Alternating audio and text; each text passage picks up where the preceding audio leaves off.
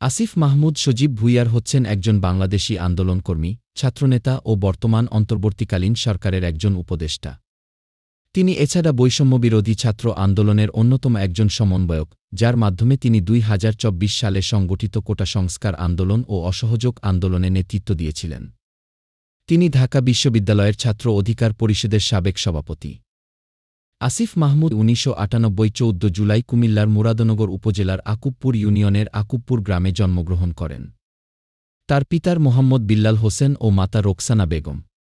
আসিফ মাহমুদ ঢাকার তেজগাঁও থানার নাখালপাড়া হোসেন আলী উচ্চ বিদ্যালয় থেকে এসএসসি পাশ করেন। তিনি আদমজী ক্যান্টনমেন্ট কলেজের প্রাক্তন শিক্ষার্থী ও কলেজটির বিএনসিসি ক্লাবের প্লাটুন সার্জেন্ট ছিলেন।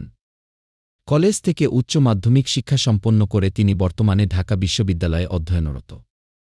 তিনি ঢাকা বিশ্ববিদ্যালয়ের ভাষাবিজ্ঞান বিভাগের ২০১৭-১৮ শিক্ষাবর্ষের শিক্ষার্থী।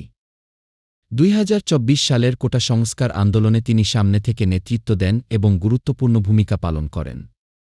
শিক্ষার্থীর হত্যা ও বিনা বিচারে আন্দোলনকারীদের নির্যাতনের জন্য অতি মানবীয় ভূমিকা পালন করেন তিনি এবং তার সংগঠন বৈষম্যবিরোধী ছাত্র আন্দোলন। তিনি সহ উক্ত সংগঠনের আরও দুই গুরুত্বপূর্ণ সমন্বয়ক নাহিদ ইসলাম ও সার্জিস আলম মিলে সারা দেশে একযোগে অসহযোগ আন্দোলন এবং পরিশেষে লং মার্চ টু ঢাকা কর্মসূচি সফলভাবে ডাক দেন, যার ফলশ্রুতিতে ক্ষমতাসীন স্বৈরাচারী সরকারের পতন হয়। আসিফ মাহমুদ ২০১৮ সালের কোটা সংস্কার আন্দোলনেও সক্রিয় ছিলেন। এরপরে ছাত্র অধিকার পরিষদের সঙ্গে রাজনীতি শুরু করেন। ২০২৩ সালের ঢাকা বিশ্ববিদ্যালয় ছাত্র অধিকার পরিষদের প্রথম সম্মেলনে সভাপতি নির্বাচিত হন তিনি। পরবর্তীতে সংগঠনের গঠনতন্ত্র লঙ্ঘনের অভিযোগ এনে আসিফের নেতৃত্বে পুরো ঢাকা বিশ্ববিদ্যালয় কমিটি পদত্যাগ করে।